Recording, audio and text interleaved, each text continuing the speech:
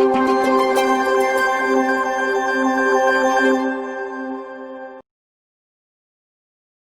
Morning friends. आज की मेरी टॉपिक है पैसेज। आप में से कई स्टूडेंट्स ऐसे होंगे जिन्हें पैसेज के ऊपर अच्छी कमांड होगी और कई स्टूडेंट्स ऐसे भी होंगे जिन्हें पैसेज के ऊपर उतनी अच्छी कमांड नहीं होगी जितनी होनी चाहिए। और किसी भी एग्जाम्स के लिए ये बड़ा निर्णायक टॉपिक है। यदि बैंक पीओ और बैंक क्लर्क को ले लूं तो आप पैसेज के प्रश्न को ही यदि हल कर दें पूरी एक्यूरेसी के साथ और बाकी पूरे सेगमेंट्स को आप छोड़ दें तो आप एग्जाम क्वालिफाई कर जाएंगे। You will definitely get through the exam. SSC के एग्जाम्स को भी ले लें तो सीजीएल मेन में इससे कम से कम 30 प्रश्न तो पूछे ही जाते हैं। भले पैसेज की संख्या इस पर 5-6 होती है और कभी कभी 30 से 50 प्रश्न भी होते हैं, अर्थात काफ़ी निर्णायक, काफ़ी अहम भूमिका निभाता है एग्ज़ाम के सिलेक्शन और रिजेक्शन में। आप 2011 का सीजीएल मेन को देखेंगे तो उसमें लगभग 50 क्वेश्चंस थे। Number of passages 8, number of questions 50, औसत नंबर ऑफ क्वेश्चंस 30 पूछे जाते हैं। सीडीएस को भी आधार बनाएंगे तो सीडीएस में भी कम से कम 30 से 40 क्वेश्चंस इस पैसेज से आते हैं। 5 क्वेश्चन, 5 पैसेजेस, 6 पैसेजेस मिनिमम होते हैं। अब आए थोड़े पैसेज के बारे में कुछ और चर्चा बढ़ाएं, आगे बढ़ाते चले। पैसेज पर चर्चा करते समय सबसे अहम चर्चा जो लाजमी है वो ये है कि पैसेज कितने टाइप्स के होते हैं एग्जाम्स में। तो इन टाइप्स को मैं 2 अलग अलग सेगमेंट में बांट लूंगा। फर्स्ट सेगमेंट भी अपने आप में सही है और सेकंड सेगमेंट्स भी अपने आप में सही हैं। फर्स्ट सेगमेंट के अंतर्गत यदि बोला जाए कि डिफरेंट एग्जाम्स के क्वेश्चंस को आधार बना लिया जाए या डिफरेंट एग्जाम्स के क्वेश्चन को एक बार देखा जाए तो देखने के बाद रिजल्ट के रूप में, परिणाम के रूप में यह सामने आएगा कि 4 प्रकार के पैसेजेस होते हैं। पहला, जिसे आप बोल सकते हैं फिक्शन टाइप पैसेज। इसी फिक्शन टाइप पैसेज को आप बोल सकते हैं फिक्शन एंड लिटरेरी नैरेटिव। तो ये टाइप नंबर फर्स्ट है, लिटरेरी नैरेटिव। टाइप नंबर दूसरा है सोशल साइंसेस।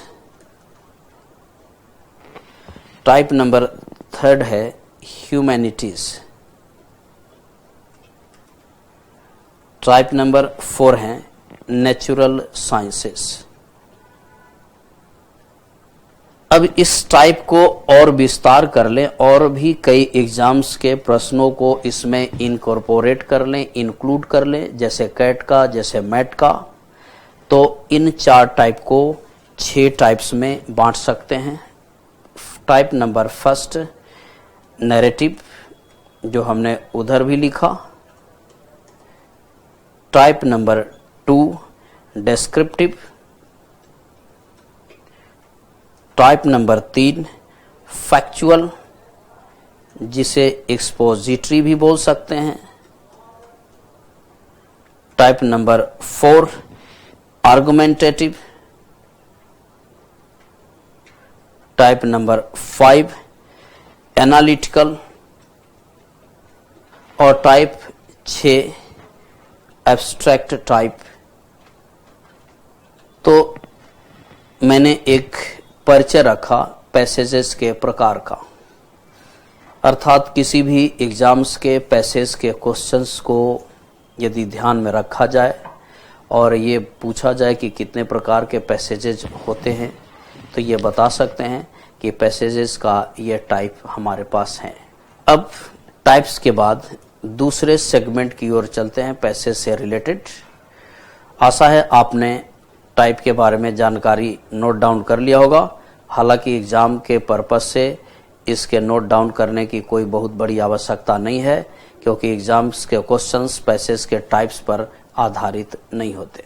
अब आगे बढ़ाया जाए। पैसेज कैसे सेट होते हैं, पैसेजेस का सोर्स कहाँ से होता है, इस पर थोड़ी चर्चा कर ले। किसी भी एग्जामिनर्स के पास या किसी भी ऑथर्स के पास आज बहुत सारे सोर्सेज हैं जहाँ से वो पैसेज के प्रश्न उठा सकता है, ले सकता है। ये बहुत सारे जर्नल्स भी हैं जहाँ से वो पैसेज ले सकता है, बहुत सारे मैगजीन्स भी हैं जहाँ से वो पैसेज ले सकता है, बहुत सारे न्यूज़पेपर्स भी हैं जहाँ से वो पैसेज ले सकता है या पैसेज लेता है। किंतु ये कहना कि कोई खास एक न्यूज़पेपर है जिससे पैसेज के प्रश्न सेट किया जाते हैं या आते हैं और उन न्यूज़पेपर को ध्यान में रखना या उन न्यूज़पेपर को पढ़ना जरूरी है, ऐसा नहीं कहा जा सकता। एक सर्वे के मुताबिक बिहार में कुल मिलाकर 1700 प्लस न्यूज़पेपर्स और टैबलॉइड प्रतिदिन पब्लिश होते हैं। इसी के संदर्भ में मैंने एमपी का भी चेक किया तो लगभग 4000 प्लस न्यूज़पेपर्स और टैबलॉइड हैं जो एमपी से प्रकाशित होते हैं। इसी प्रकार से पूरे भारत में यदि हम आप ले लें तो हर छोटे मोटे जितने भी स्टेट्स हैं उसमें पेपर की संख्या काफ़ी है, अर्थात न्यूमरस है, डिफरेंट है। कोई एक पेपर के बारे में या किसी एक पेपर को इस पैसेज का श्रेय देना गलत होगा। चले कहीं से भी लेखक पैसेज को लाए। दूसरी बात, अब क्या ध्यान में रखता है लेखक कि पैसेज का सोर्स उसके पास जहाँ से भी हो, जो भी पैसेज वो ले, जो भी पैसेज वो उठाए, वह पैसेज अपने आप में कम्पैक्ट हो, वह पैसेज अपने आप में कंप्लीट हो और कोई भी इंफॉर्मेशन, कोई भी फैक्ट्स इस पैसेज से बाहर नहीं हो। ऐसा पैसेज से बाहर नहीं हो। ऐसा नहीं है कि लेखक ने क्वेश्चंस पूछा और इस क्वेश्चन से संबंधित इंफॉर्मेशन लेखक ने लेफ्ट आउट कर दिया। संक्षेप में ये मान ले कि जितने भी पैसेज सेट होते हैं वो पैसेज अपने आप में कंप्लीट होते हैं और इन्हीं पैसेज पर ही आधारित सारे प्रश्न होते हैं और इन्हीं पैसेज में ही उन सारे प्रश्नों के आंसर भी इनकॉर्पोरेट होते हैं, समाहित होते हैं। हमें अलग से इंफॉर्मेशन नहीं लाना है, हमें out of way, out of passage जाकर प्रश्नों को बनाना नहीं है, हमें आउट ऑफ वे एज्यूम नहीं करना है, हमें आउट ऑफ पैसेज एज्यूम नहीं करना है। जो भी इन्फर करना है, जो भी डिड्यूस करना है, जो भी आंसर लेना है, उसको इसी पैसेज से ही निकालना है, इसी पैसेज से ही लेना है। अब आ जाएं आगे। अब तक कुछ जानकारी पैसेज से संबंधित हमने आपने लिया। अब आगे इसी पर चर्चा करते हुए कि पैसेज कौन लोग ऐसे हैं जो पूरी एक्यूरेसी के साथ हल करते हैं या किसी भी पैसेज को पूर्ण एक्यूरेसी के साथ हल करने के लिए किन किन इंग्रेडिएंट्स की आवश्यकता होती है, तो एक चर्चा उस पर भी आवश्यक प्रतीत हो रही है। तो आपको ये बता दें कि कोई भी स्टूडेंट्स जिनकी पैसेज पर पकड़ अच्छी है, लैंग्वेज पर पकड़ अच्छी है, उन स्टूडेंट्स के पास ये 4 इंग्रेडिएंट्स अवश्य मौजूद होते हैं। या फिर इसको दूसरे शब्दों में बोला जाए तो यदि आप पैसेज पर अपनी पकड़ को मजबूत बनाना चाहते हैं, यदि आप चाहते हैं कि किसी भी एग्जाम्स के पैसेज को आसानी से क्रैक कर दें, आसानी से सोल्व कर दें, तो आपके पास ये 4 आवश्यक कंपोनेंट्स हैं, 4 आवश्यक तत्व हैं। इन चारों तत्व आपके पास होना चाहिए। ये 4 कंपोनेंट्स आवश्यक है।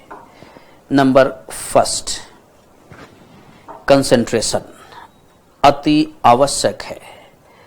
पैसेज पढ़ते समय यदि हम और आप किसी दूसरे टॉपिक्स के बारे में, किसी दूसरे सब्जेक्ट्स के बारे में सोचना प्रारंभ कर दें और पैसेज पर अपनी कंसंट्रेशन लूज कर दें, तो शायद पैसेज बनाना काफ़ी टफ होगा या फिर पैसेज के निचोड़ को, पैसेज के क्रक्स को, पैसेज के जिस्ट को हम और आप नहीं समझ पाएंगे। हमारे और आपके दिमाग से निकल जाएगा। तो सबसे फर्स्ट जरूरी चीज है कि पैसेज जब आप बनाएं और घर पर जब आप पैसेज का अभ्यास करें तो अपनी कंसंट्रेशन को भी ठीक रखें, और पैसेज जब तक पूरा न हो तब तक कंसंट्रेशन अपनी बरकरार रखें। डेविएट होना, पैसेज के प्रश्नों का गलत उत्तर देना प्रारंभ होगा। दूसरी इंग्रेडिएंट्स है, आपने देखा होगा कि पैसेज छोटे भी होते हैं, पैसेज लॉन्ग भी होते हैं। पैसेज बैंक का अगर ले लें तो हजार वर्ड का होता है, 500, 600, 700, 800 वर्ड्स के होते हैं। पैसेज यदि एसएससी का ले लें तो 150, 200, 250 वर्ड के होते हैं। पैसेज यदि सीडीएस एनडीए का ले लें तो 150, 200, 250 के होते हैं। इन बड़े और लॉन्ग पैसेजेस के लिए लेखक हमसे और आपसे क्या डिमांड करता है या क्या आवश्यक पहलू है जिसे ध्यान में रखना चाहिए, इसी की चर्चा मैं ये दूसरे पॉइंट में कर रहा हूं कि आपके अंदर बड़े या छोटे पैसेजेस को रिटेन करने की, दिमाग में रोक कर रखने की क्षमता होनी चाहिए। It means you must have the ability to retain important ideas, important information. तो मैं इस 2 नंबर पर वही लिखने जा रहा हूं कि ability to retain important ideas in your mind, ये दूसरी क्षमता होनी चाहिए। क्योंकि जब पैसेज लॉन्ग होते हैं या फिर पैसेज शॉर्ट भी होते हैं, छोटे भी होते हैं, तो कई स्टूडेंट्स पैसेज पढ़ने के बाद जैसे जैसे आगे पढ़ते चलते हैं, पीछे की लाइन उनके दिमाग से उड़ते जाती है, गायब होते जाती है। ऐसे में ये पैसेज हमसे और आपसे डिमांड करता है कि पैसेज पर पूरी एक्यूरेसी आप चाहते हो तो आपके पास ये क्षमता होनी चाहिए। आप बड़े बड़े पैसेज के इंपॉर्टेंट चीज को आप दिमाग में रोक करके रखें, बड़े बड़े पैसेज के आप क्रक्स को दिमाग में रिटेन करके रखें, अर्थात इंपॉर्टेंट इंफॉर्मेशन आपके दिमाग से एस्केप न कर जाए, आपके दिमाग में बच जाए। ये आवश्यक है इस पैसेज को बनाने के लिए। और एक हिसाब से ये बोला जाए तो ये पैसेज हमारी इसी टेस्ट को मानती है और इसी के लिए पैसेज को वो सेट करता है। दूसरा लिया, दूसरा के बाद तीसरा है। कई बार आपने देखा होगा, खासकर एसएससी को भी ले ले, सीडीएस को भी ले ले, कि पैसेज काफी छोटा रहा, शॉर्ट रहा, लेकिन पैसेज काफी गंभीर रहा। पैसेज 1 रीडिंग, 2 रीडिंग, 3 रीडिंग देने के बाद भी उसका अर्थ आपके पास स्पष्ट नहीं हुआ। तो ऐसी स्थिति में जो तीसरी इंग्रेडिएंट्स है वो होनी चाहिए आपके पास लैंग्वेज स्किल। आप लेखक के लैंग्वेज को डिकोड कर सके, लेखक के लैंग्वेज को आप अपने अनुसार माउल्ड कर सकें, आप अपने अनुसार उसको ला सकें, अपने अनुसार उसको समझ सकें, ये आपके अंदर क्षमता होनी चाहिए। लैंग्वेज स्किल, या better say the ability to decode the language of the passage. Passage के लैंग्वेज को डिकोड करने की क्षमता आप में होनी चाहिए। Number 4, reading speed. जितनी तेज रीडिंग स्पीड आपकी होगी उतनी ही तेज आप पैसेज को और उतनी ही एक्यूरेसी से आप पैसेज को हल करेंगे। और एग्जाम कुल मिलाकर हमसे यही डिमांड भी करता है, क्योंकि 6 पैसेज होते हैं और नंबर ऑफ क्वेश्चंस 30 होते हैं सीजीएल मेन में। सीडीएस एनडीए में पैसेज की संख्या भी कम से कम 30-35 प्रश्न इससे पूछे जाते हैं। तो ऐसी स्थिति में जब तक आपके रीडिंग स्पीड काफी तेज नहीं होगी, अच्छी नहीं होगी, तब तक आप पैसेज को हल नहीं कर पाएंगे और कई प्रश्न आसान आपसे छूट जाएंगे। क्योंकि पैसेज दोनों तरह का मिश्रण होता है, कुछ पैसेज थोड़े कठिन होते हैं तो कुछ पैसेज काफी इजी नेचर के होते हैं। हम आप उलझ जाएंगे, हम आप रीडिंग स्पीड की कमी की वजह से पूरे सवाल को क्रैक नहीं कर पाएंगे और शायद ये सिलेक्शन में बाधक बन जाए। तो एक हमने नजर रखा पैसेज को हल करने के लिए इंपॉर्टेंट इंग्रेडिएंट्स, इंपॉर्टेंट कंपोनेंट्स कौन कौन से हैं। अब आगे चर्चा थोड़ी और बढ़ाया जाए। मैं इसे डिलीट कर रहा हूं, आप नोट कर लें। एक चर्चा पैसेज से संबंधित एक कॉमन परिचर्चा मैं कर लूं कि पैसेज किसी एग्जाम्स में पूछे ही क्यों जाते हैं। क्या लॉजिक हो सकता है। कोई मैं किताबी रूल्स और रेगुलेशंस को नहीं ले रहा हूं कि पैसेज इस कारण से पूछा जाना चाहिए। पैसेज को देखने के बाद और पैसेज की गहराई में डूबने के बाद एक निष्कर्ष जो मेरे दिमाग में सामने आया वो मैं आपसे शेयर कर रहा हूं कि किसी भी एग्जाम्स में पैसेज क्यों रखे जाते हैं या पैसेज क्यों पूछे जाते हैं। तो एक कॉमन फिनोमेना है ऐसा, आपने देखा होगा, आपने गौर किया होगा, या मेरे विचार से भी इस पूरी दुनिया में दो प्रकार के रीडर्स हैं, दो प्रकार के पाठक हैं। फर्स्ट, जिन्हें हम और आप कैजुअल रीडर की संज्ञा दे सकते हैं कि बहुत सारे लोग कैजुअल रीडर्स होते हैं, अर्थात वो किसी भी टेक्स्ट को, किसी भी विषय को, किसी भी पैसेज को, किसी भी सब्जेक्ट मैटर को गंभीरता से नहीं लेते, बस एक कर्सरी ग्लांस दिया, एक नज़र दौड़ाया और उसको छोड़ दिया। और एक पैसेज और एक पाठक होते हैं वोरेसस।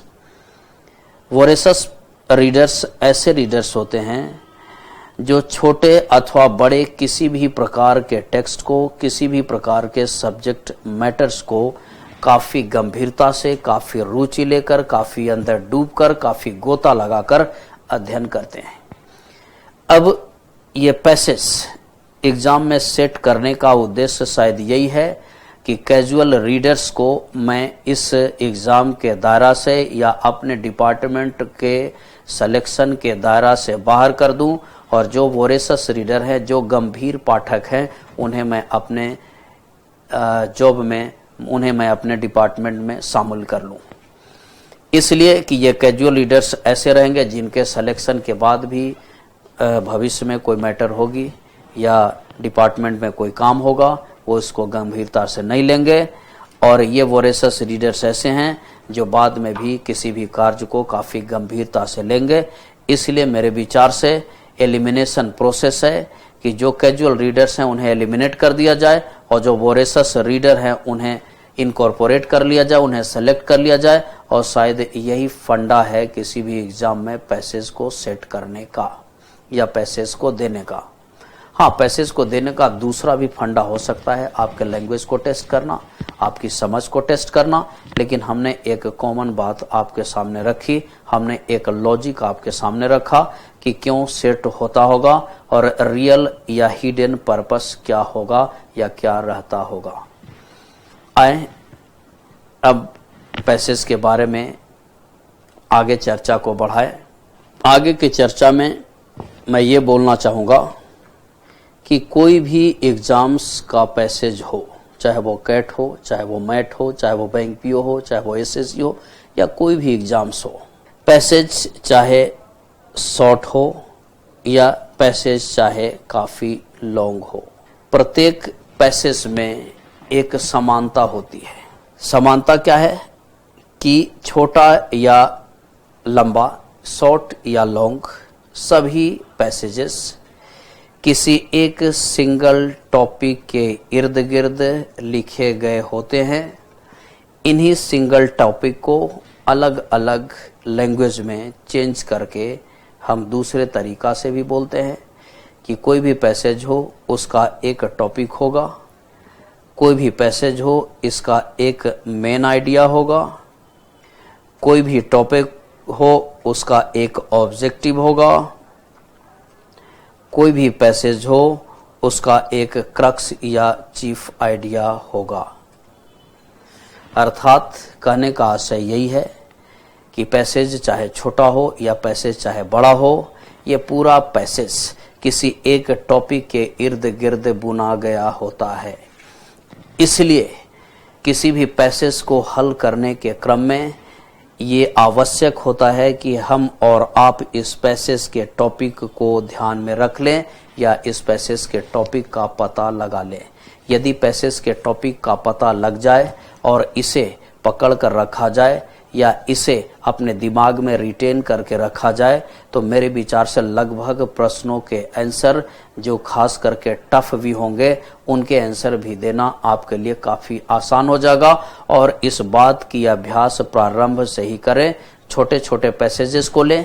पहली फोकस आप टॉपिक पर रख लें और टॉपिक को लोकेट करने पर रख लें, टॉपिक पता करने पर रख लें। इसी टॉपिक का नाम अलग अलग हुआ, कोई आदमी मेन आइडिया बोलेगा, कोई आदमी ऑब्जेक्टिव बोलेगा, कोई आदमी टाइटल बोलेगा, नाम अलग अलग, काम सब एक है।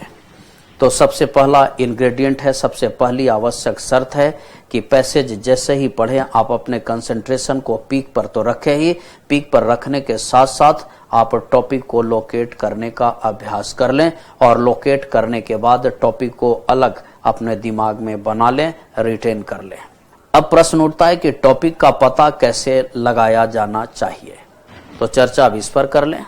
अक्सर किसी भी पैसेज को जब आप पढ़ना स्टार्ट करेंगे तो लेखक टॉपिक को पैसेज के शुरुआती पारा में रखता हुआ ज्यादा प्रतीत होता है। अर्थात लगभग पैसेज ऐसे होते हैं जिनके टॉपिक्स आप पैसेज के शुरुआती पारा से ही निर्धारित कर सकते हैं। यदि शुरुआती पैराग्राफ में कोई टॉपिक लोकेट नहीं कर पाए या टॉपिक आपसे नहीं पता लगा, कोई इंपॉर्टेंट वर्ड आपको नहीं पता चला, तो लेखक टॉपिक को नीचे के पैराग्राफ में भी रखता है। किंतु जब नीचे के पैराग्राफ में टॉपिक लेखक रखता है तो उसके साथ साथ कुछ वर्ड का भी प्रयोग लेखक करता है जिन्हें कंक्लूजन वर्ड भी बोलते हैं।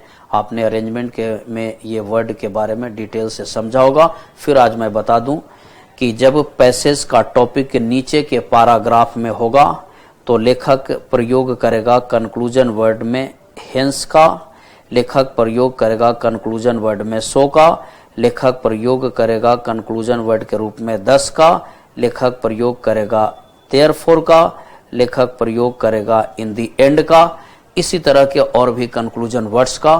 तो सबसे पहले आप ये ध्यान में रख लें कि जैसे ही प्रारंभिक पैराग्राफ में यदि आप टॉपिक लोकेट नहीं कर पाते हो तो अंत के पैराग्राफ में टॉपिक पता करने की कोशिश तब करें जब ये कंक्लूजन वर्ड दिया गया हो, अन्यथा आप अपना पूरा फोकस ऊपर में रख लें। यदि ये कंक्लूजन वर्ड नीचे में नहीं है तो ये समझ लें कि पैसेज का टॉपिक नीचे किसी भी स्थिति में नहीं होगी, यह टॉपिक ऊपर ही मिलेगी।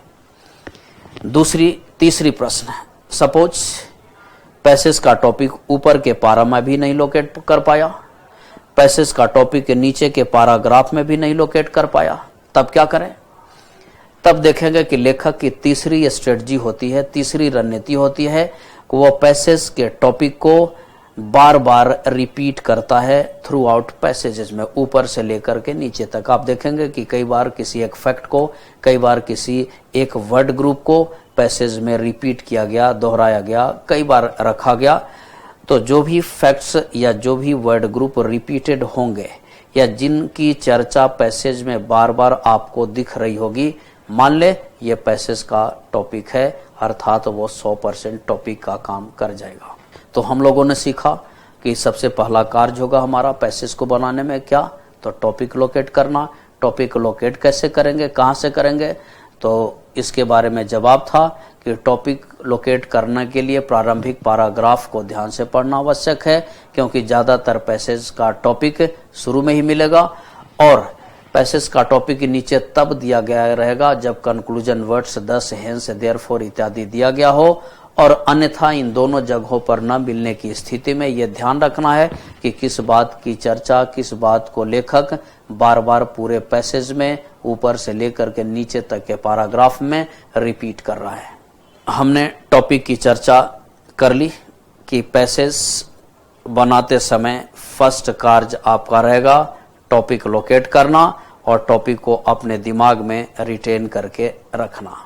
अब दूसरी चर्चा की ओर बढ़ें। कोई भी पैसेज जब हम और आप लेंगे या कोई भी पैसेज हमारे और आपके आंख के सामने आती है तो इस पैसेज में दो ही तरह के आइडियाज कंटेंट होते हैं, दो ही तरह के विचार समाहित होते हैं, दो ही तरह के विचार दिए गए होते हैं। मान लीजिए कि इस पैसेज को कई पैराग्राफ में बांट दें, 6, 7, 8, 10 जितना पैराग्राफ में आप बांटना चाहें बांट लें। इन पूरे पैसेज में एक तो टॉपिक होगी या एक टाइटल होगी जिसके इर्द गिर्द ये पूरा पैसेज लिखा जाएगा। इसी टॉपिक और टाइटल का ही नाम हम और आपने सीखा कि इसे मेन आइडिया के नाम से जानते हैं। अर्थात किसी भी पैसेज में केवल एक ही मेन आइडिया होगी, बहुत नहीं, दो नहीं, तीन नहीं, चार नहीं, सिर्फ एक। किंतु इस मेन आइडिया को सपोर्ट करने के लिए, इस मेन आइडिया से आपको डेविएट करने के लिए लेखक कई अन्य आइडियाज इस पैसेज में डालता है, जिन्हें सपोर्टिव आइडियाज भी बोल सकते हैं या जिन्हें प्राइमरी आइडियाज भी आप बोल सकते हैं। सपोर्टिव आइडियाज या फिर इन्हें प्राइमरी आइडियाज भी बोल सकते हैं। आप देखिएगा कि हमने पहले में लिखा है केवल आइडिया और इधर हमने लिखा है आइडियाज। इसका मतलब कि मेन आइडिया सिर्फ एक होगी, सिंगल होगी, टॉपिक सिर्फ सिंगल होगी, टाइटल सिर्फ सिंगल होगी। लेकिन इस टाइटल को मजबूती प्रदान करने के लिए, पैसेज को बड़ा करने के लिए, पैसेज पर क्वेश्चन को सेट करने के लिए लेखक जानबूझ करके कई और आइडियाज पीछे से लगाता है, जिन्हें नाम हमने रखा सपोर्टिंग आइडियाज या सपोर्टिव आइडियाज। इसे सपोर्टिंग आइडियाज कह लें, मान लें, या फिर प्राइमरी आइडियाज। ये प्राइमरी आइडियाज का मतलब, सपोर्टिंग आइडियाज का मतलब कि एक टॉपिक को छोड़ करके जितने पैराग्राफ्स हमारे पास होंगे उन सभी पैराग्राफ्स का अलग अलग प्राइमरी आइडियाज या सपोर्टिंग आइडियाज होगा। तो दो चीज हमने समझा कि दुनिया का किसी भी पैसेज हो उसे हम और आप दो आइडियाज में बांट सकते हैं, एक मेन आइडिया और रिमेनिंग जितने भी पैसेज लॉन्ग हो वो सारे मेन आइडिया को छोड़ करके उन सारे पैसेज में प्राइमरी आइडियाज होंगे। अब इन बातों को समझने के बाद फिर आए आगे की बातों पर विस्तार से फिर चर्चा करें। अब हमारी चर्चा की अगली कड़ी होगी कि किसी भी एग्जाम्स में पैसेज पर आधारित कुल कितने टाइप के क्वेश्चंस संभव हैं। तो जो अगली चर्चा है वो टाइप ऑफ क्वेश्चंस हैं बेस्ड ऑन पैसेज। चाहे वो कैट हो, चाहे वो मैट हो, चाहे वो एसएससी हो, चाहे वो बैंक हो, चाहे वो कोई एग्जाम हो, कितने प्रकार के क्वेश्चंस फ्रेम हो सकते हैं। एक अनुमान मैं लगा रहा हूं और ये अनुमान 99% तो एक्यूरेट होगी। 1% में कभी भी कोई लेखक चाहे तो पैसेज से संबंधित नए क्वेश्चंस को भी फ्रेम कर सकता है, जिसकी अनुमान लगाने की तो मैं कोशिश करूंगा लेकिन गारंटी नहीं दे सकता। लेकिन अब तक के पैसेज को आधार बनाते हुए ये बोला जा सकता है कि इस प्रकार के क्वेश्चंस ही अब तक पूछे जाते रहे हैं। एक दो टाइप चेंज हो जाए वो कोई बड़ी बात नहीं है। तो टाइप ऑफ क्वेश्चंस के ऊपर चर्चा करें। फर्स्ट टाइप होती है क्वेश्चंस की जिसे बोलते हैं स्ट्रेट फॉरवर्ड। ये पहली टाइप होती है स्ट्रेट फॉरवर्ड। किसे कहते हैं इस पर भी चर्चा कर लें। आपने देखा होगा कि कई क्वेश्चंस के आंसर सीधा पैसेज में दिए गए होते हैं। सीधे आप पैसेज पर आते हैं और स्पष्ट आपके सामने नजर आ जाती है। ऐसे क्वेश्चंस को स्ट्रेट फॉरवर्ड कहते हैं, अर्थात वैसा पैसेज, वैसा क्वेश्चन जिसके आंसर पैसेज में स्पष्ट रूप से दिए गए हों। इसके नेचर भी काफ़ी आसान होते हैं। तो हम और आप एक चर्चा टाइप ऑफ क्वेश्चंस को करते समय हर क्वेश्चन के कैरेक्टरिस्टिक्स को भी ध्यान में रख लेंगे। तो स्ट्रेट फॉरवर्ड क्वेश्चन का मतलब बताया कि जिसका आंसर सीधा आपको मिल जाए और ये इजी नेचर के क्वेश्चंस होते हैं और हर कोई इसे हल कर लेता है। दूसरे क्वेश्चंस का नाम है इन्फेरेंस बेस्ड, जिसे हम और आप बोल सकते हैं अनुमान पर आधारित। ये सबसे टफ क्वेश्चंस होते हैं और अक्सर आप देखेंगे कि बैंक पीओ में भी, कैट में भी, मैट में भी और एसएससी भी या एनडीएस सीडीएस भी इस पर आधारित क्वेश्चंस ज़्यादा पूछती है।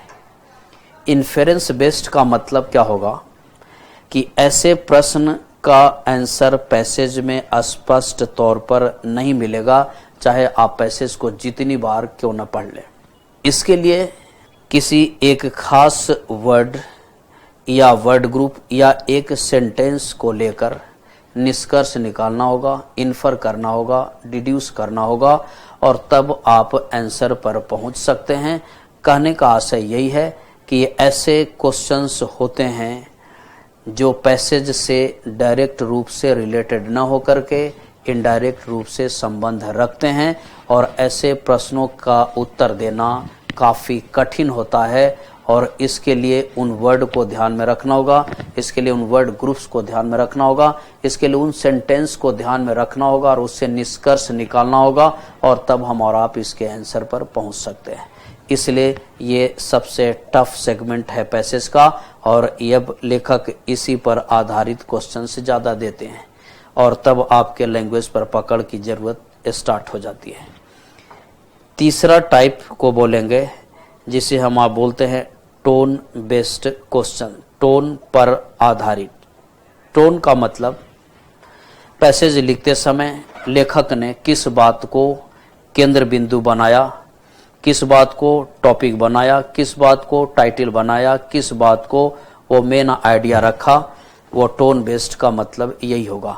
और इस प्रश्न के नेचर भी काफ़ी कठिन होते हैं, किंतु अब इन तीन के आधार पर एक संक्षेप में ये निष्कर्ष हम आप निकाल सकते हैं कि क्वेश्चन को देखने के बाद और एलिमिनेशन प्रोसेस के आधार पर आप में से कोई भी स्टूडेंट्स क्वेश्चन के टाइप की जानकारी हासिल कर सकते हैं। जैसे टोन बेस्ड क्वेश्चंस कब होंगे? जब क्वेश्चन आपके पास दिया हो रहेगा what is the topic of the passage, या what is the title of the passage, या what is the real objective behind writing the passage, या what is the chief idea behind writing the passage, या what is the gist or what is the crux of the passage। तो यदि किसी question में इन words का समावेश हो तो आप समझ लें कि यह क्वेश्चन टोन पर आधारित है, और जिन क्वेश्चंस का आंसर सीधा पैसेज में मिल जाए तो आप समझ लें कि यह स्ट्रेट फॉरवर्ड पर आधारित है। और अब जिनमें टॉपिक, टाइटल, ऑब्जेक्टिव नहीं रखा हुआ हो, जिनके आंसर सीधे पैसेज में नहीं हो, तो आप समझ ले कि यह क्वेश्चन आपके इन्फेरेंस बेस्ड है और अब आपको निष्कर्ष निकालना होगा, अब आपको ध्यान में रखना होगा। बाद में चर्चा करेंगे कि इन्फेरेंस बेस्ड क्वेश्चन को कैसे हल करें, टोन बेस्ड क्वेश्चन को कैसे हल करें। तीसरा के बाद चौथा टाइप्स रहेगा इसी पैसेज पर, और वो टाइप है जिसे हम आप बोलते हैं figures of speech based. SSC के यदि पैसेज को आप और हम आधार बना लें या लें तो आप देखेंगे कि प्रत्येक पैसेज में एक या दो question figures of speech based SSC ने दिया। अर्थात यदि सीजीएल मेन को ले लें जिसमें नंबर ऑफ क्वेश्चंस 30 होते हैं, तो इन 30 क्वेश्चन में मिनिमम 5 से 6 क्वेश्चंस ऐसे होते हैं जो फिगर्स ऑफ स्पीच बेस्ड होते हैं। फिगर्स ऑफ स्पीच बेस्ड करने का मतलब है कि कई बार लेखक आपके पास ऑप्शन देगा, एक सेंटेंस लेगा, एक स्टेटमेंट लेगा और आपसे पूछेगा कि ये सिमिली का एग्जाम्पल है, ये मेटाफर का एग्जाम्पल है, ये पर्सोनिफिकेशन का एग्जाम्पल है। ये फिगर्स ऑफ स्पीच बेस्ड है। चौथा के बाद पांचवा टाइप को हम आप बोल सकते हैं सिनोनिम्स और अंटोनिम्स टाइप। लेखक आपसे पूछेगा किसी खास वर्ड, बोल्ड वर्ड का सिनोनिम बताना और किसी खास बोल्ड का अंटोनिम बताना, अपोजिट बताना। पांचवा टाइप। छठा टाइप जो पॉसिबिलिटी होती है या आगे भविष्य में भी पॉसिबल होगी कि कोई एक लाइन आपके पास क्वेश्चन में रखा गया, अब इस लाइन को पूरा करने का काम, फुलफिल करने का काम कौन से ऑप्शन के सेंटेंस करेंगे, ऐसा आपको चुनना रहेगा।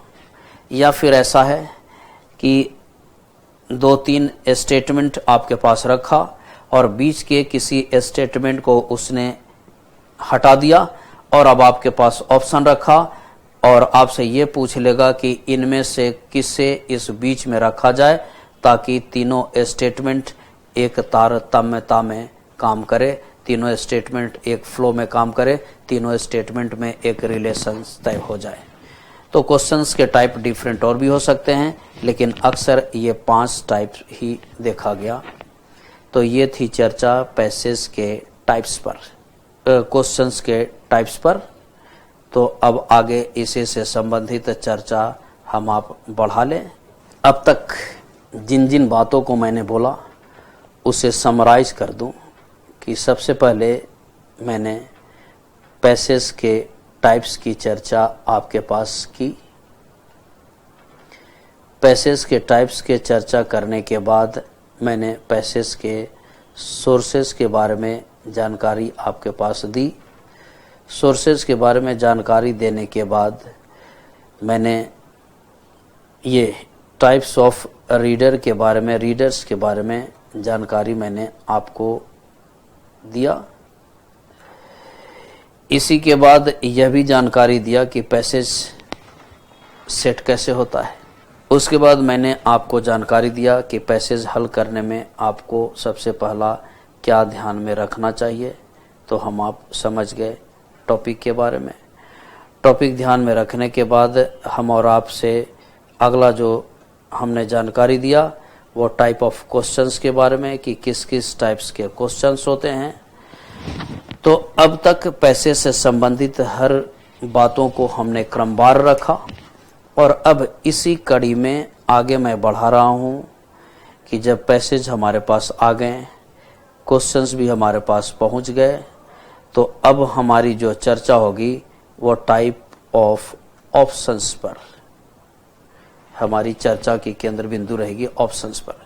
तो अब यही चर्चा को मैं आगे बढ़ा रहा हूं कि ऑप्शंस कैसे सेट होते हैं, ऑप्शंस लेखक कैसे लगाता होगा, ऑप्शंस को सेट करते समय कोई भी ऑथर किन किन बातों को ध्यान में रखता होगा, या दुनिया का कोई भी ऑथर जब ऑप्शन सेट करता है तो कितनी गलतियां कर सकता है, इस पर तो बारी बारी से चर्चा कर ले।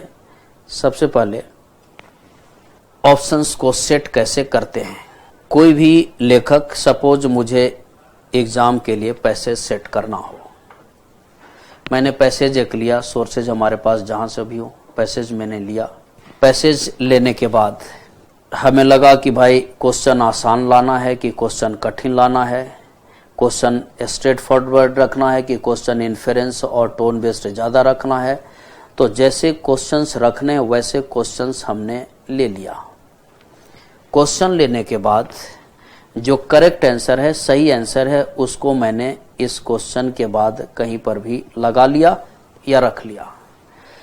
अब करेक्ट ऑप्शंस के अलावा बाकी जितने भी इनकरेक्ट ऑप्शंस जो लेखक सेट करता है या लेखक लगाता है, ये लगाते समय वर्ल्ड का कोई भी लेखक लगभग 8 गलती करता है। मैंने भी पैसेज सेट करते समय ऐसा किया है। तो दुनिया का हर लेखक यह 8 गलती करता है। अर्थात पैसेज लिया, पैसेज के क्वेश्चंस को सेट कर लिया कि पैसेज किस नेचर के क्वेश्चंस आपके सामने रखना है। उन नेचर से उस क्वेश्चन को रखने के बाद जो करेक्ट आंसर है वो लेखक लगाया। करेक्ट आंसर लगाने के बाद बाकी ऑप्शंस लेखक जब लगाता है तो ये 8 गलतियां करता है। और अब दुनिया के किसी भी पैसेज को आप हल करेंगे आज के बाद से, तो ये मेरी सुझाव होगी आपको कि इन 8 बिंदुओं पर काफी गंभीरता से ध्यान में रखें, क्योंकि जिनकी पैसेज कमजोर होगी वो अब तक बताए गए सभी नियमों को यदि भूल भी जाएं और ये 8 रूल्स को वो ध्यान में रख लें तो वो बारीक तक पहुंच सकते हैं और उनके सामने ये स्पष्ट हो जाएगी कि वास्तव में किसी एक आंसर को लेने के बाद और रिमेनिंग आंसर को रिजेक्ट क्यों करते हैं, किसी एक को सेलेक्ट किया और बाकी को रिजेक्ट क्यों किया, इसके बीच क्या अंतर होता है, इसके बीच क्या गलतियां होती है। इन्हीं गलतियों की चर्चा मैं इन 8 में करूंगा। अब आ जाएं, ऑप्शंस किस नेचर के होंगे। अर्थात एक ऑप्शंस में कोई भी लेखक कितनी गलतियां करेगा, इन गलतियों की चर्चा मैं अब आपके सामने कर रहा हूं। नंबर 1 फर्स्ट, इसलिए 8 गलतियों का एक क्रमवार पॉइंट बना ले। यह मैंने पॉइंट बनाया। सबसे फर्स्ट गलती स्टार्ट करता हूं, और ये ध्यान रखना है कि किसी भी एग्जाम्स के सवाल को जब आप हल करते हो तो हल करने के बाद बुक से या मैगजीन से करेक्ट आंसर को टिक आउट कर लें, और टिक आउट करने के बाद उस पैसेज को छोड़े मत, बल्कि पैसेज के बारे में पूरे विस्तार से गंभीरता से एक बार ध्यान लगा लें, और यह स्पष्ट कर लें कि रियल में एक आंसर लिया और बाकी आंसर छोड़ा, तो क्या लेखक ने इन सारी गलतियों को आमंत्रित किया? क्या कोई लेखक दुनिया का यह गलती करता है, और क्यों गलती करता है यह भी आपके सामने स्पष्ट हो जाएगी। नंबर पहली, क्वेश्चन लेखक स्ट्रेट फॉरवर्ड देगा, लेकिन ऑप्शन कैसा लगाएगा? Inference based. यह हमेशा ध्यान रखें कि जब दिया गया क्वेश्चंस इन्फेरेंस बेस्ड हो और जब दिया गया क्वेश्चन स्ट्रेट फॉरवर्ड हो और ऑप्शंस आपके पास इन्फेरेंस बेस्ड हो, तो ये ऑप्शंस हमेशा गलत माने जाएंगे। अर्थात लेखक एक गलती को आमंत्रित किया कि क्वेश्चन सीधा रखा, जिसका आंसर सीधे उसको देना चाहिए था, तो उसने ऑप्शन कैसा रखा? घुमा फिरा कर अनुमान पर आधारित वाला। ये ऑप्शन गलत होगा। दूसरा इसी का रिवर्स है, इसी का ठीक अपोजिट है, वाइस वर्सा है कि क्वेश्चन यदि इन्फेरेंस बेस्ड दे दिया जाए और ऑप्शन यदि स्ट्रेट फॉरवर्ड रख दिया जाए, तो यह ऑप्शंस भी गलत मान लिया जाएगा। अर्थात लेखक दूसरी गलती को आमंत्रित करता है कि क्वेश्चन इन्फेरेंस बेस्ड दिया और आंसर लगा दिया स्ट्रेट फॉरवर्ड। इसलिए समझ लें कि एक लेखक अपने ऑप्शन में इन चकमा को, इन ठगने की विधि को आपके सामने रखता है, आपको इन धोखे में रखकर आपसे गलती करवाता है। वो धोखा भी वो जाने अनजाने में ही करता है। दूसरे के बाद तीसरी गलती मैं ये बोलूँगा, not given in the passage but given in the option. Not given in the passage but given in the options. इसका मतलब यही है कि लगभग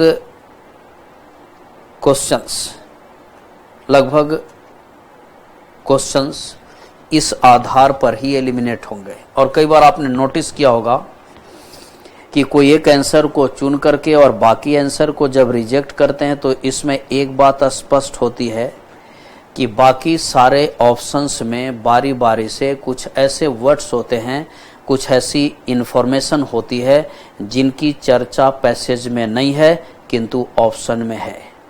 ऐसे ऑप्शंस हमेशा रॉन्ग होंगे या रॉन्ग होते हैं जिन ऑप्शंस के बारे में हमने पैसेज में कुछ भी नहीं कहा, पैसेज में कोई चर्चा नहीं किया और सीधा हमने आपके ऑप्शंस में रख दिया या लगा दिया।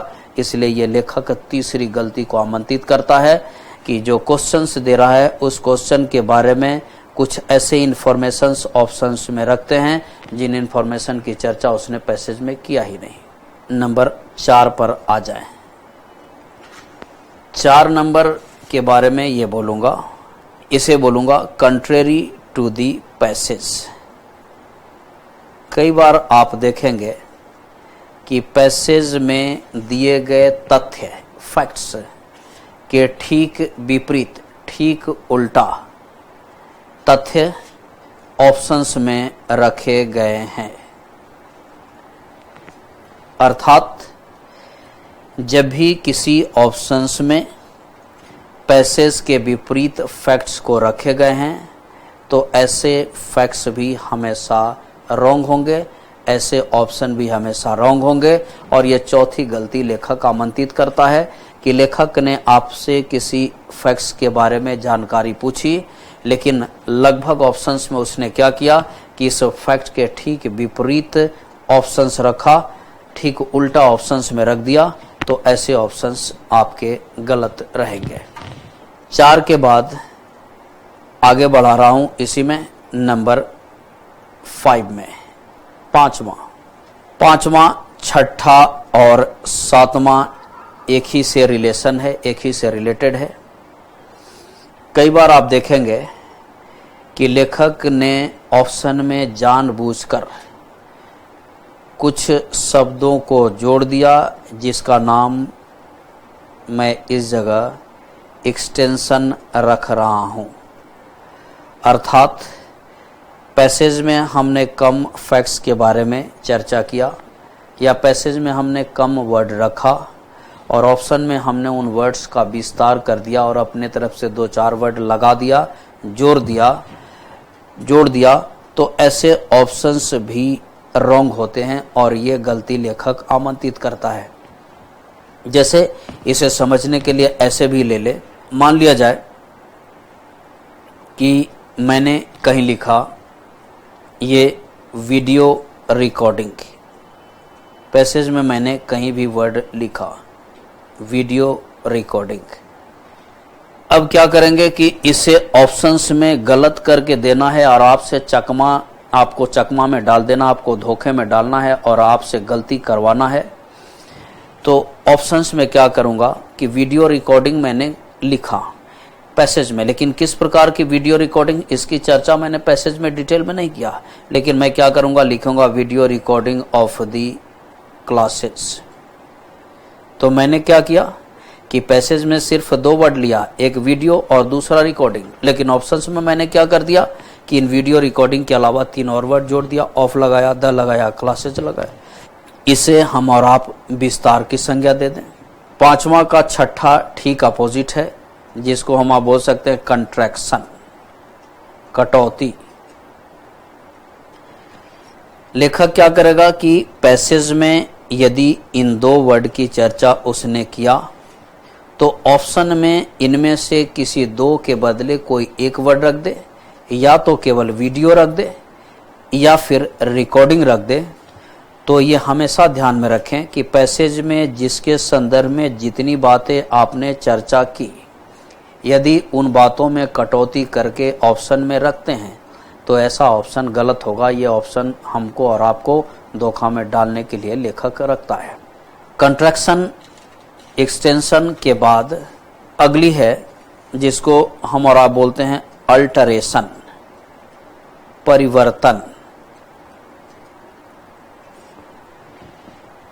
परिवर्तन कहने का मतलब है कि कई बार लेखक, जैसे वीडियो रिकॉर्डिंग हमने रखा, लेखक क्या करेगा कि वीडियो रिकॉर्डिंग के बदले मान लिया जाए कि वीडियो एडिटिंग आपके पास रख दे, चेंज कर दे, या फिर इसको ऐसे हम आप समझ लें कि कहीं भी पैसेज में हमने मोरल ड्यूटीज लिखा, नैतिक कर्तव्य या नैतिक जिम्मेवारी हमने दिया, और क्या किया कि इस मोरल ड्यूटीज को ऑप्शन में चेंज करके हमने फंडामेंटल ड्यूटीज में बदल दिया। तो जब इसे फंडामेंटल ड्यूटीज में बदल देंगे तो इस टर्म का नाम हो जाएगा अल्टरेशन। अल्टरेशन बराबर परिवर्तन, और ये लेखक की 7वीं गलती है जो जानबूझकर करता है। और लास्ट गलती के रूप में ये बोला जा सकता है टेंस। टेंस क्या गलती करता है कि मान लिया जाए कि पैसेज हमारा पूरा प्रेजेंट टेंस में दिया गया हो तो ऑप्शंस का टेंस बदल करके पास्ट कर देगा, या फिर यदि पैसेज पास्ट टेंस में दिया गया हो तो ऑप्शंस का टेंस प्रेजेंट कर देगा। तो ये 8 गलती दुनिया का कोई लेखक पैसेज के ऑप्शंस को सेट करते समय आमंत्रित करता है। और ऐसा क्यों करता है, आए एक लॉजिक भी आपको समझा दें इस पर भी कि ऐसा होता ही क्यों है और ऐसा करता ही क्यों है। क्योंकि मैंने भी बहुत सारे मैगजीन्स के लिए पैसेज सेट किए, बहुत सारे बुक्स के लिए पैसेज मैंने सेट किया, तो मुझे भी लगता है कि ये गलती का आमंत्रण इस हिसाब से होती है और हर लेखक ऐसे ही सेट करता होगा। तो एक लॉजिक पर मैं बता रहा हूं कि कैसे करता है। अक्सर क्या होती है कि जैसे कहीं से पैसेज हमने लिया, पैसेज लेने के बाद क्वेश्चन भी ले लिया और सही करेक्ट आंसर भी हमने लगा लिया। करेक्ट आंसर लगाने के बाद ये पैसेज हमारे और आपके अपने आंखों से या मैंने अपने आंखों से अलग हटा लिया, दूर कर लिया, या हर लेखक पैसेज को हटा लेता है। अब हटाने के बाद बाकी जब ऑप्शन से सेट होंगे तो यह निश्चित है कि पैसेज में कौन सी बात है उसकी दिमाग में शायद जानकारी ना हो, पैसेज में किन वर्ड की चर्चा हमने किया या न किया वो दिमाग में याद न हो, तो ये याद न होने के कारण ही लेखक इतनी गलतियां कर बैठता है। अर्थात पैसेज के क्वेश्चंस और आंसर लेने के बाद लेखक अपनी नज़र से पैसेज को हटाता है और अपने मन से बाकी रेस्ट ऑप्शंस को वो लगाता है। बाकी रेस्ट ऑप्शंस लगाने में स्वाभाविक है कि ये 8 मैक्सिमम गलतियां कोई आदमी करेगा, कोई लेखक करेगा। और इसलिए मेरी एक सुझाव है आप में से उन लोगों के लिए जिनकी अंग्रेजी काफ़ी कमज़ोर है या जिनका पैसेज पर इंटरेस्ट नहीं है, तो वो जब भी पैसेज हल करें तो किसी भी किताब से पहले अपने से आप हल कर लें। हल करने के बाद किताब से आप आंसर को टिक कर लें। आपके जो जो आंसर्स गलत होते हैं उन्हें क्रॉस कर लें और क्रॉस करने के बाद आप एक बार ऑप्शन पर नज़र रख लें और ध्यान रख लें कि क्या आपने क्वेश्चन के टाइप को समझा कि नहीं, कि किस टाइप के क्वेश्चंस थे, और फिर आपने ऑप्शंस को ध्यान में रखा कि नहीं कि लेखक ने 8 में से कौन सी गलतियां किया या इसका आंसर ऐसा हमने चुना तो बाकी ऑप्शंस को क्यों लेफ्ट आउट कर दिया, बाकी ऑप्शंस को हमने क्यों छोड़ दिया, ये आप जानकारी हासिल कर सकते हैं। इससे पैसेज मजबूत हो जाएंगे। और जिनकी अंग्रेजी कमज़ोर भी है, यदि आप ऐसा करेंगे तो शुरुआत में थोड़ी टाइम लगेगी, लेकिन बाद में मैं समझता हूं कि एसएससी का अगर सीजीएल मेन का पैसेज हल करना हो तो मैक्सिमम एक पैसेज पर 2 मिनट लग सकते हैं। बाद में जब आपके अभ्यास अच्छे हो जाएंगे तब, और एक्यूरेसी भी बढ़ जाएगी और पैसेज की गंभीरता से मर्म भी आप समझ जाएंगे। इस पर और विशेष चर्चा के लिए मेरी बुक्स भी है किरण प्रकाशन से, पैसेज अब मुट्ठी में, जिसकी अध्ययन भी आप कर सकते हैं। उसमें मैंने विस्तार से चर्चा भी किया। मैंने कैट का भी क्वेश्चन लिया, मेट का भी लिया, बैंक पीओ का भी लिया, एसएससी का भी लिया, यूपीएससी का भी लिया।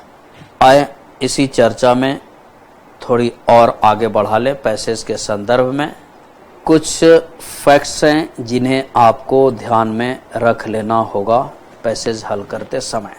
क्या फैक्ट्स हैं उनकी चर्चा कर दूं। कई बार आप देखेंगे कि पैसेज में कहीं भी कंट्राडिक्टरी वर्ड्स की चर्चा होती है।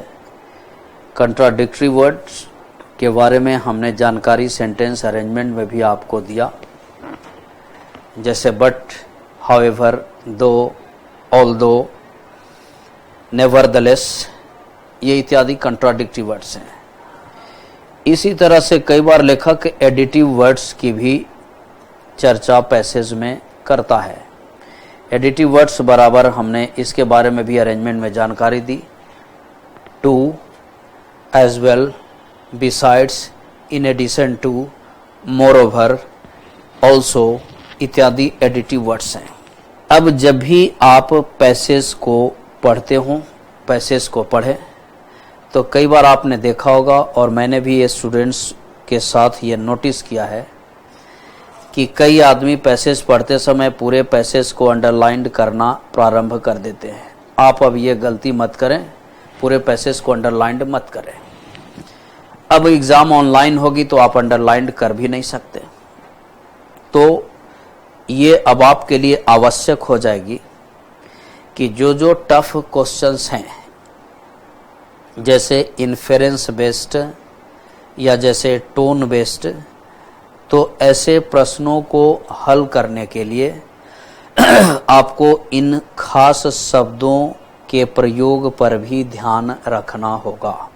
इस कंट्राडिक्टरी वर्ड का नाम पैसेज के संदर्भ में चेंज करके बोलते हैं ट्रांजिशन वर्ड्स या ट्रांजिशनल वर्ड्स। ये ऐसे वर्ड्स होते हैं जब लेखक परिवर्तन लेता है, अर्थात अब तक लेखक ने जो भी बातें कही, इस वर्ड के प्रयोग के बाद लेखक ठीक उल्टा हो जाएगा। लेखक अपनी बात, अपनी भाषा, अपनी टोन को बदल लेगा, चेंज कर लेगा तो अक्सर आप अलर्ट रहें। यदि पैसेज में कहीं भी कंट्राडिक्टरी वर्ड्स का प्रयोग किया गया हो तो इस वर्ड को आप अंडरलाइन कर लें या इस वर्ड पर नजर रख लें, क्योंकि ये इन्फेरेंस बेस्ड और टोन बेस्ड क्वेश्चंस के इसके एक लाइन पहले या एक लाइन आगे से पूछे जाने की संभावना होगी। अर्थात टफ क्वेश्चन को क्रैक करने में ये मील का पत्थर साबित होगा या आपके लिए टॉर्च बियरर साबित होगा। ये दोनों वर्ड ऐसे ही है। एडिटिव वर्ड का मतलब है कि पहले हमने जो बात बोला अब उसी बात का विस्तार कर रहा हूं, उसी बात का समर्थन कर रहा हूं। तो ये दोनों वर्ड ऐसे हैं जिनके प्रयोग का आशय है कि अब हमारा जो टफ क्वेश्चन होगा वो इसी दो सेगमेंट पर आधारित होगा, इन दो वर्ड के आगे पीछे पर भी आधारित होगा। या तीसरी बात कि जो टफ क्वेश्चन है इन्फेरेंस बेस्ड और टोन बेस्ड, उसे हल कैसे करें।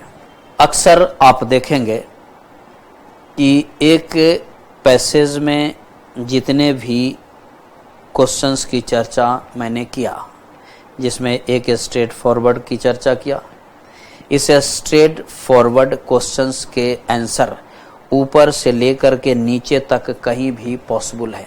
एक लेखक कहीं भी इसे रख सकता है, किंतु इन्फेरेंस बेस्ड और टोन बेस्ड क्वेश्चंस अक्सर आप देखेंगे कि पैसेज के शुरुआती पारा में या फिर पैसेज के लास्ट पारा में ही रखे गए हैं।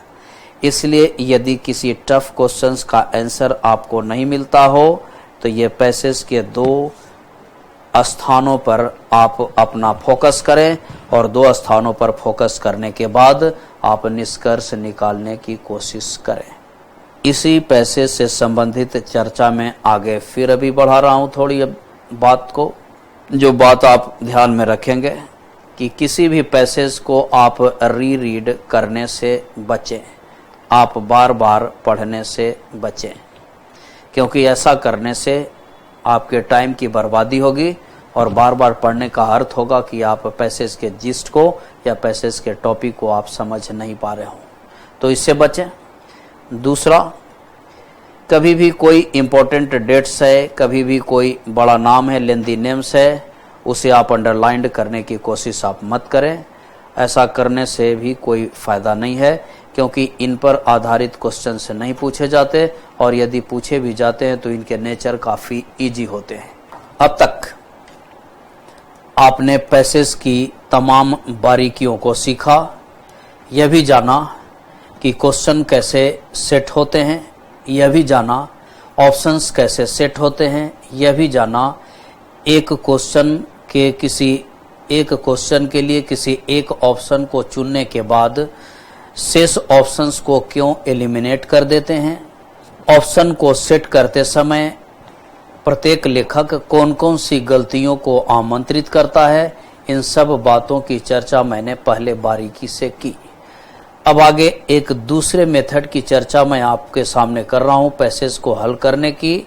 ये अभ्यास के तौर पर इस मेथड को आप ले सकते हैं और लेने के बाद आप अपने कॉन्सेप्ट को और बेहतर और कंसोलिडेट करें और पकड़ पर और पैसेज पर जो पकड़ हो या जो पकड़ ढीली हो रही हो उस पकड़ को मजबूत कर अपने कॉन्फिडेंस को बढ़ा लें।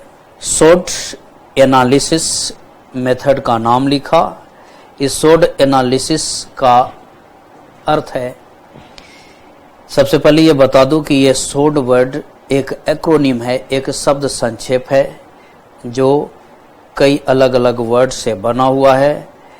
S वर्ड फॉर होता है सेलेक्ट, अर्थात S stands for select, O stands for organize, A stands for associate and D stands for decide.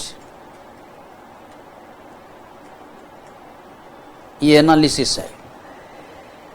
ये मेथड वास्तव में बहुत छोटी दिखने में लग रही है लेकिन काफी गंभीर है और काफी उपयोगी है और इसके प्रयोग के आधार पर हम और आप बहुत बड़े बड़े पैसेज को भी आसानी से दिमाग में रिटेन करके रख सकते हैं और आसानी से इन पर आधारित प्रश्नों का हल भी आप कर सकते हैं। इन SWOT एनालिसिस की चर्चा इस प्रकार मैं आपके सामने कर रहा हूं कि पैसेज चाहे छोटी हो या पैसेज बहुत बड़ी हो, 1000 वर्ड का हो, 2000 वर्ड का हो। प्रत्येक पैसेज में कुछ ही खास शब्द या शब्द समूह इंपॉर्टेंट होते हैं और बाकी वर्ड और वर्ड ग्रुप्स इस पैसेज के सभी प्रश्नों को हल करने के लिए किसी भी कीमत पर आवश्यक नहीं होते। इसको दूसरे तरीके से ऐसे हम आप समझ सकते हैं, पैसेज के अंतर्गत चाहे ये शॉर्ट टाइप हो या लॉन्ग टाइप हो, कुछ हीरे जवाहरात होते हैं और बाकी जितने भी होते हैं वो सारे के सारे रबिश होते हैं, बेकार होते हैं, यूजलेस होते हैं, जिन्हें हमें और आपको रियल थीम से भटकने के लिए रखा जाता है। इसकी वास्तविकता की ओर यदि ले चलूं तो बड़ी आश्चर्य होगी आपको कि कोई भी पैसेज छोटा हो या बड़ा, ये पैसेज एक वर्ड से लेकर अधिकतम 7 वर्ड्स के टॉपिक में ही सिमटा हुआ होता है। अर्थात एक पैसेज का जो टॉपिक है, एक पैसेज की जो मेन आइडिया है, वो मिनिमम 1 शब्द की और मैक्सिमम 7 शब्द की ही हो सकती है। किंतु 1 वर्ड या 7 वर्ड्स दे करके आपसे प्रश्न तो एग्जामिनर नहीं पूछ सकता, इसलिए इन्हीं 1 वर्ड या 7 वर्ड का कुल मिलाकर के ये सभी पैसेज इलेबोरेशन होती है, एक्सटेंशन होती है। अर्थात मैं और आप यदि पैसेज को हल करते समय इसके क्रक्स को, इसके निचोड़ को ध्यान में रख लें तो सभी पैसेज आसान हो जाएंगे और पैसेज को बार बार पढ़ने से बच भी जाएंगे और पैसेज को दिमाग में रिटेन करके भी रख सकेंगे। ये एनालिसिस सोड का उद्देश्य यही है कि पैसेज को रीरीड से बचा ले। आप बार बार पैसेज को मत पढ़ें, बार बार बैक मत जाए। पैसेज जो भी आपने पढ़ा उस पैसेज को आप शॉर्ट में बना लें। अब आए इसको कैसे उपयोग करें ये बता रहा हूं। जैसे मान लीजिए कि पैसेज कुछ बड़ा हो या लंबा हो, अब तो पैसेज ऑनलाइन हल करनी है, या मान लीजिए ऑनलाइन हो या ऑफलाइन हो, आप अपनी सहूलियत के हिसाब से या अपनी कन्वीनियंस के हिसाब से पैसेज को कई सेगमेंट में बांट लें, कई पार्ट्स में बांट लें और प्रत्येक पार्ट के लिए आप अपने तरफ से कुछ इंपॉर्टेंट वर्ड कोड कर लें या कुछ इंपॉर्टेंट वर्ड्स लिख दें। 1 वर्ड या 2 वर्ड, 50 या 100 वर्ड को लेकर 1 या 2 वर्ड से इन 50 और 100 वर्ड को रिप्लेस करने का काम करें, रख लें।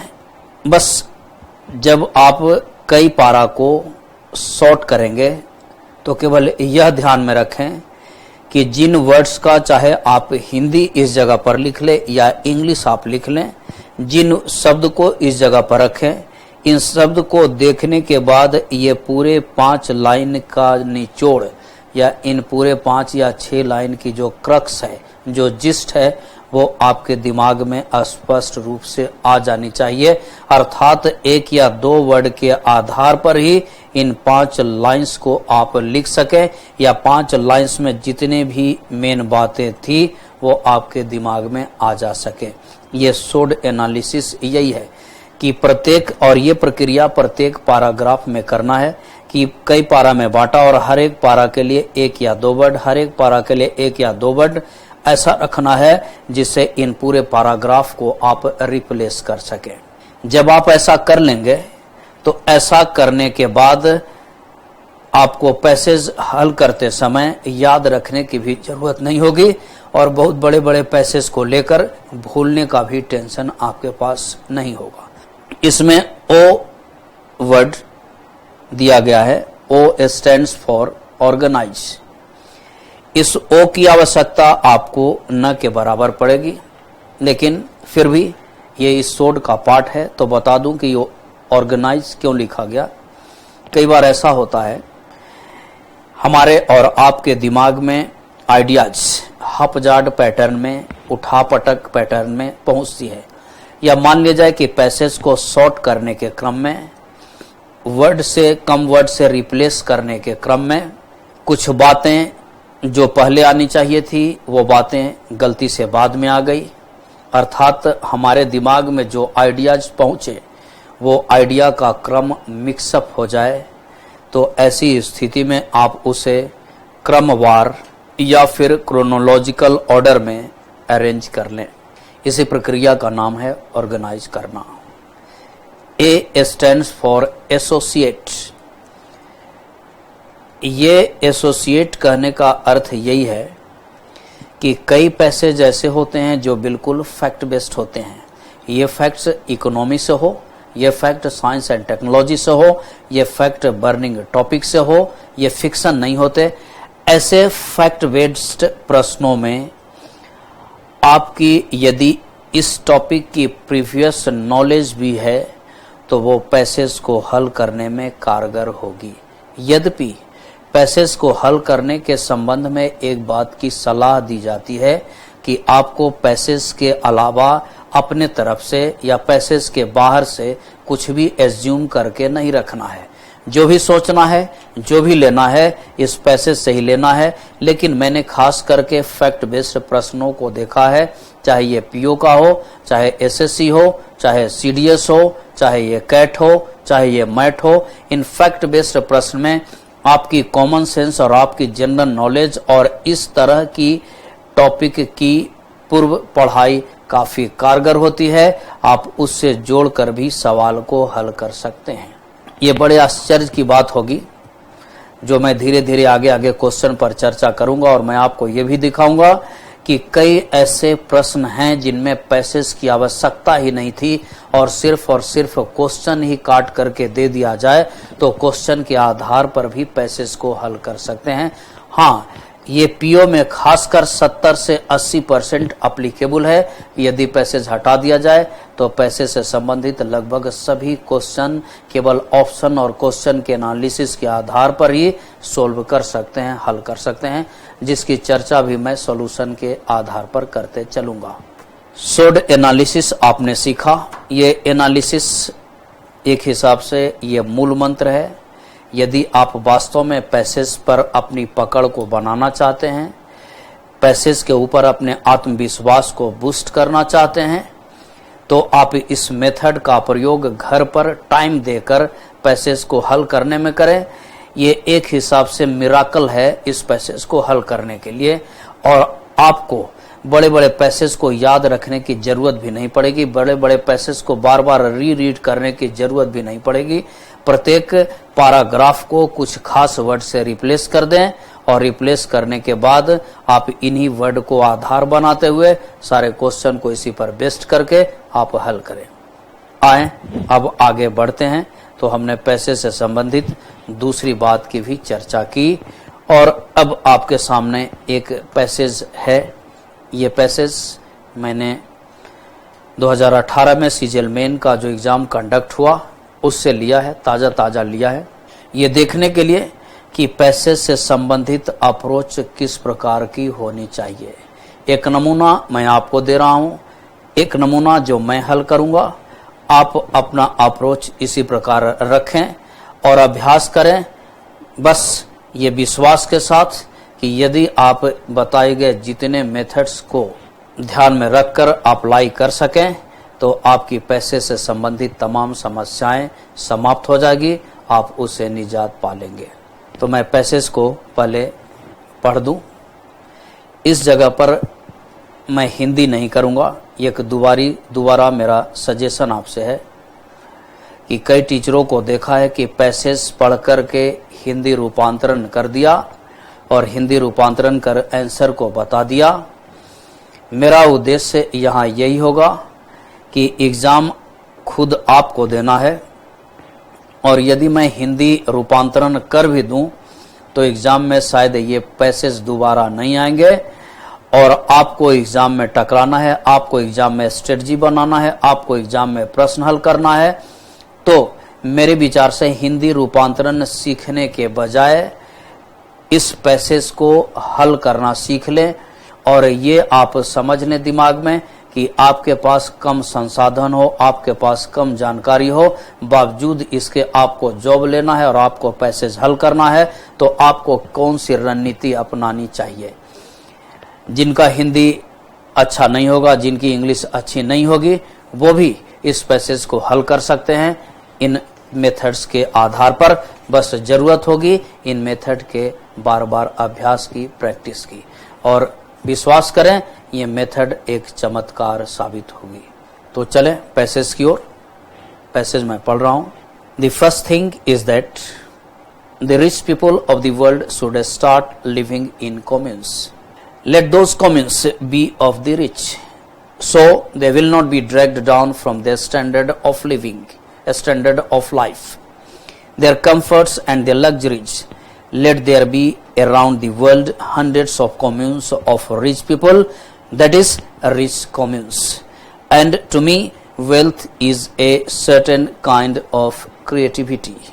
If 5,000 rich people who have all created wealth individually are together, they can create wealth a million-fold.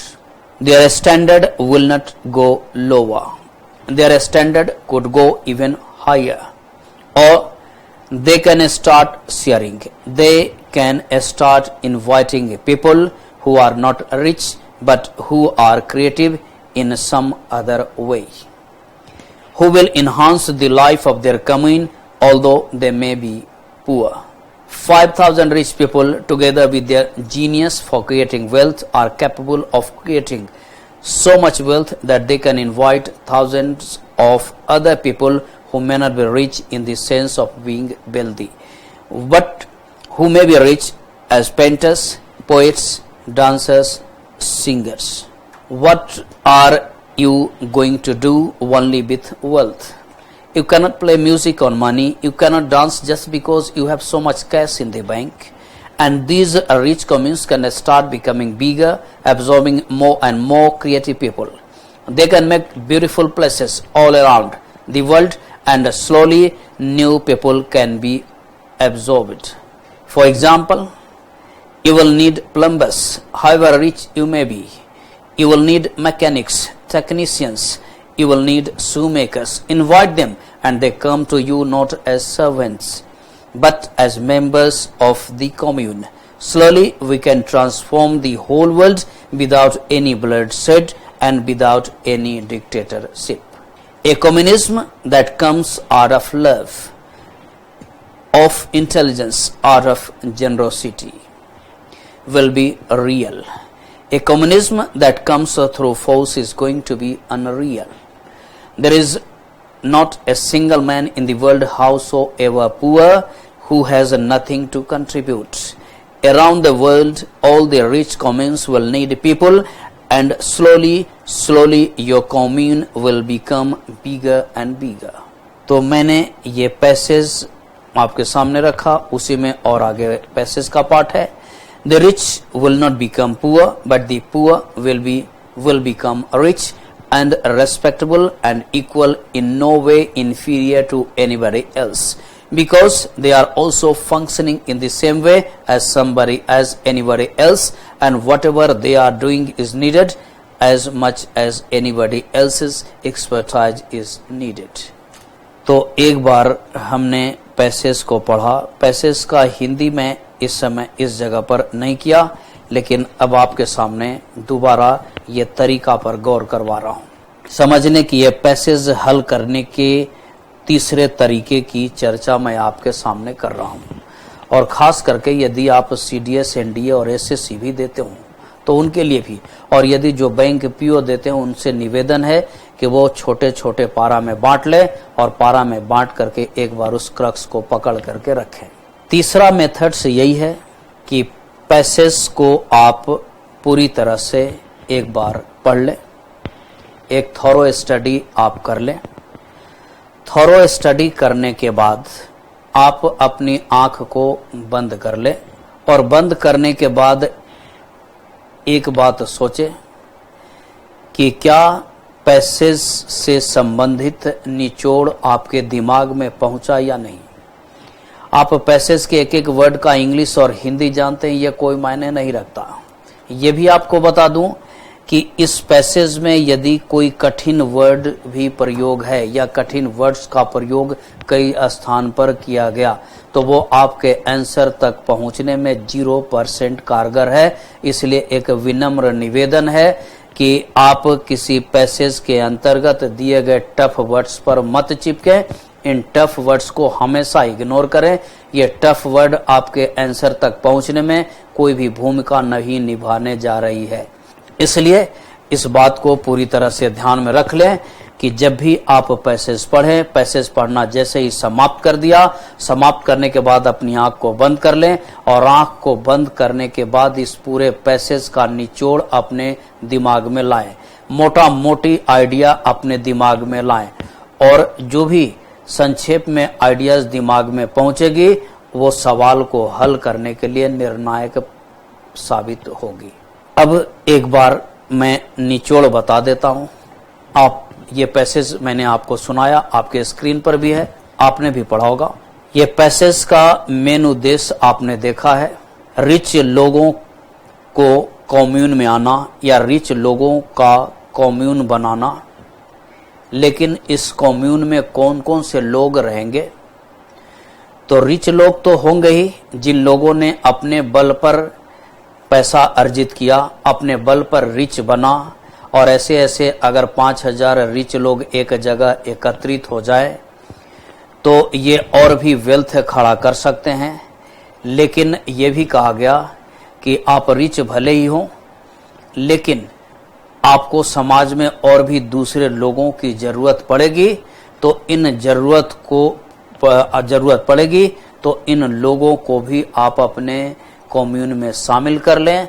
और कम्यून में शामिल करने का बेनिफिट तो आप गरीब नहीं बनेंगे, किंतु जो गरीब व्यक्ति है वो अमीर धीरे धीरे बन जाएगा और वो भी समाज में एक रेस्पेक्टेबल जीवन जिएगा, वो भी समाज में एक इक्वल लाइफ जिएगा। ये इसका निचोड़ है, रिच का कम्यून में आना और रिच को अपने कम्यून में अन्य लोगों को शामिल करना। जो लोग भले ही आर्थिक दृष्टिकोण से रिच नहीं हो किंतु कई क्षेत्रों में वो रिच हो, धनी हो, उन्हें भी कम्यून में ला करके और इस कम्यून के साइज को बिगर करना ताकि समाज का हर आदमी रेस्पेक्टेबल लाइफ जी सके। ये निचोड़ था। इसलिए मेरे विचार से इन निचोड़ के अलावा बाकी जितने भी वर्ड्स इसमें रखे गए हैं उनका इस पैसेज को हल करने में कोई काम नहीं है। अब आ जाएं क्वेश्चन पर, हम आप नजर दौड़ाते चलें। तो आ जाएं अब प्रश्न पर। प्रश्न देखने के बाद सबसे पहले टाइप ऑफ प्रश्न को आप समझ लें। यह टाइप ऑफ क्वेश्चंस है, advantage of rich people living in commune. तो लोगों के कम्यून में आने का क्या फायदा होगा रिच लोगों का?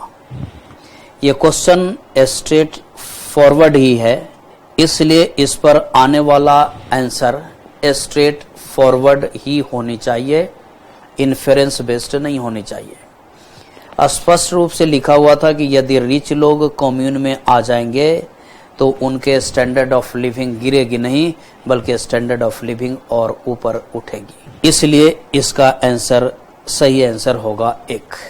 ऑप्शन नंबर 2 को देख लें, so that all of them can club their creativity together. इसमें क्रिएटिविटी का संबंध है, रिच पीपुल से नहीं रखा गया। इस पैसेज में क्रिएटिविटी का संबंध किसी दूसरे लोगों से रखा गया जो म्यूजिक के क्षेत्र में, जो डांस के क्षेत्र में बेहतर हों। तो मेरे विचार से ऑप्शन नंबर 2 क्वेश्चन के ठीक अपोजिट है या पैसेज के अपोजिट है, या ऑप्शन नंबर 2 को बोला जाए कि यह कंट्रेरी टू दी पैसेज है। हमें रिच पीपुल के कम्यून में रहने के एडवांटेजेस को बताना है और ये पैसेज का ठीक उल्टा है। ये बोलना चाह रहा है कि all of them can club their creativity together, कि ये सभी लोग अपनी क्रिएटिविटी को एक साथ लाएंगे, बल्कि सभी लोग क्रिएटिविटी को नहीं लाएंगे बल्कि उन लोगों में क्रिएटिविटी होगी जो आर्थिक रूप से धनी न हो। ये 3 नंबर है, because rich people need plumbers, mechanics, shoemakers. ये इस क्वेश्चन से कहीं भी संबंध नहीं रखता। हाँ, ये संबंध था कि कम्यून में रहकर लोग दूसरे को कम्यून में शामिल करें और ताकि उस कम्यून में बाकी भी लोग आ जाएं जो रियल में रिच नहीं हो आर्थिक रूप से लेकिन दूसरे दृष्टिकोण से धनी हो। Because you cannot dance just because you have cash in bank. इस क्वेश्चन का ये जवाब कोई रिलेशन नहीं है। रिच होने के फायदे हैं और ये रिच होने के ये दूसरे एस्पेक्ट की चर्चा है, इसलिए सही आंसर होगा 1 number. Who all have something to contribute towards making of the communes। आपने देखा कि इस कम्यून को बनाने में अमीर, गरीब, म्यूजिशियन, डांसर्स सभी का योगदान है, तो यह बोलेंगे कि आंसर नंबर होना चाहिए सही 4। अब इस ऑप्शन से एक बात आप और भी सीख सकते हैं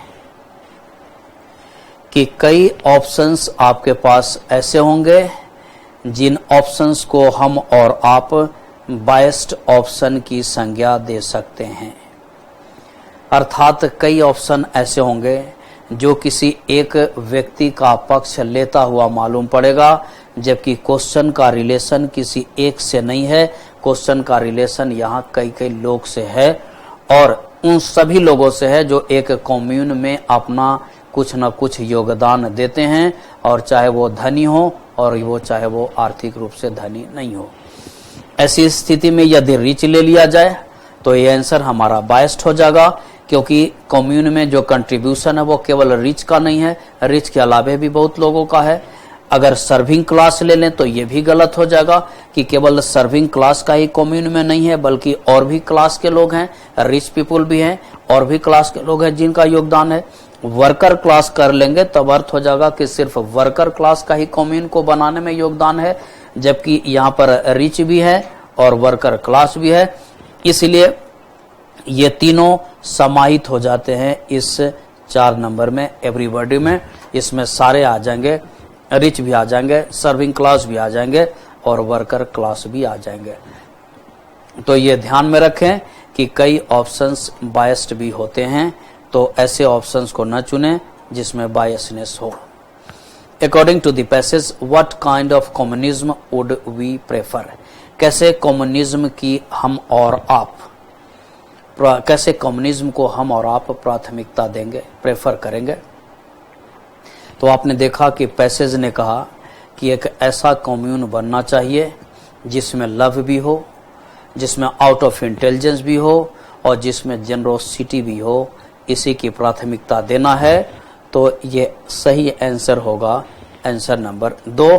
और संजोग अब तक हमने और आपने लगभग जितने भी प्रश्नों की चर्चा की, ये सभी प्रश्न स्ट्रेट फॉरवर्ड ही एसएससी ने रखा है, और स्ट्रेट फॉरवर्ड प्रश्न का नेचर भी बड़ा आसान होता है। ये 3 नंबर आप ऑप्शन देखते होंगे कि क्वेश्चन के ठीक उल्टा है, विपरीत है। अगला क्वेश्चन आप ले लें। According to the passage, what is not necessarily true about those who are not rich in the sense of being wealthy? कहा कि what is not necessarily true about those who are not rich in the sense of being wealthy? जो real में आर्थिक रूप से rich नहीं हो, लेकिन उनके संबंध में और क्या सही है। तो ये पैसेज ने कहा कि ये जरूरी नहीं कि आर्थिक रूप से रिच आदमी के पास ही सारा चीज हो। बहुत सारे ऐसे लोग हैं जो आर्थिक रूप से रिच नहीं हैं, किंतु फिर भी उनमें कई ऐसी कला या विद्या में पारंगत हैं। तो बोला जाएगा कि they may not be wealthy but they may be rich as painters, poets, dancers और singers. Suggest a suitable topic to the passage. Suitable topic इस पैसेज का यही था कि एक कम्यून बनाना है और इस कम्यून में सभी को शामिल करना है, और सभी को शामिल करते हुए सभी लोगों को भी साथ साथ रिच बनाना है, धनी बनाना है। तो इसका सही टाइटल होगा, सही टॉपिक होगा, making the whole world rich. तो एक पैसेज जो मैंने आपके सामने ये रखा, आप पैसेज को हल करते समय घर पर थोड़ा टाइम लें, टाइम लेने के बाद आप पैसेज को हल करें। एक पैसेज हमने आपको बनाने के लिए छोड़ दिया है, आप बनाएं, और इन्हीं मेथड्स की जिनकी मैंने चर्चा की उन्हें आप प्रयोग में लाएं। और वास्तव में जब आप प्रयोग में लाएंगे और आप विश्वास के साथ लाएंगे तो ये आपके लिए पैसेज पर कमांड करने के लिए आसान होगा और आपके पैसे से संबंधित मजबूती को और ठोस रूप देगा। Thank you very much.